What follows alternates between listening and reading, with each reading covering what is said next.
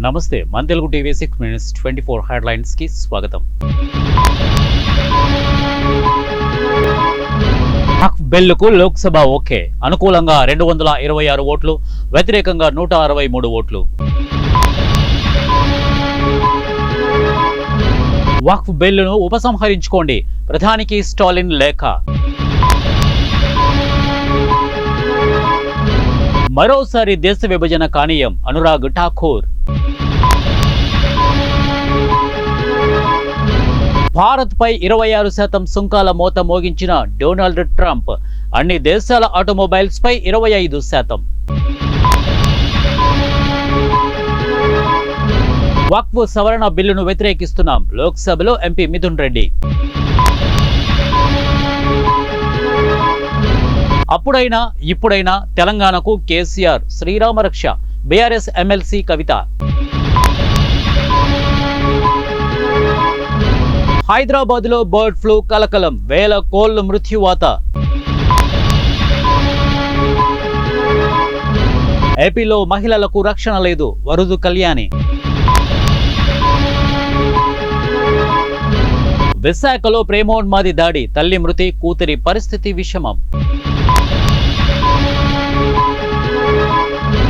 తిరుమలలో తరచూ సంఘం వ్యతిరేక కార్యక్రమాలు, భూమన.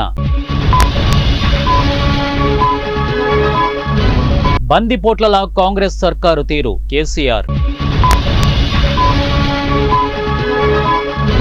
వర్సిటీ భూములను మేం లాక్కోవడం లేదు, భట్టి. అమెరికాలోనే చనిపోతా ఎలాన్ మస్క్. విధ్వంసాన్ని ప్రభుత్వం ఆపాలి, ప్రొఫెసర్ హరగోపాల్. జామ్నగర్ లో కూలిన ఐఏఎఫ్ ఫైటర్ జెట్, ఓ పైలట్ మృతి, మరొకరికి గాయాలు. బ్యాంకు లావాదేవీలు మరాఠీలోనే జరగాలి, ఎంఎన్ఎస్ అల్టిమేటం. బెంగళూరులో ఇకపై చెత్త పన్ను, యూజర్ ఛార్జీల పేరిట కాంగ్రెస్ సర్కారు మరో భారం. డ్రంక్ అండ్ డ్రైవింగ్ లో దొరికితే వీసా రద్దు, నిబంధనలు మరింత కఠినతరం. పోలీసులు హద్దు మీరొద్దు, అరెస్టు సమయంలో రూల్స్ పాటించాల్సిందే, సుప్రీంకోర్టు. వక్ఫ్ బోర్డులో ముస్లింలు మాత్రమే ఉంటారు, కేంద్ర హోంమంత్రి అమిత్ షా.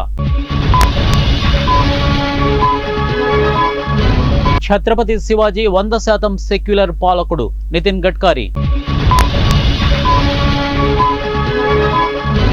400 ఎకరాలు తిరిగి రిటర్న్ తీసుకుంటాం, ఎవరు కొన్నా నష్టపోతారు, కేటీఆర్. డైలాగులు చెప్పడం కాదు, ప్రజల కోసం పనిచేయాలి, పవన్ కు ప్రకాష్ రాజ్ పంచ్. మమతా ప్రభుత్వానికి షాక్, 25,000 టీచర్ల నియామకాలను రద్దు చేసిన సుప్రీంకోర్టు.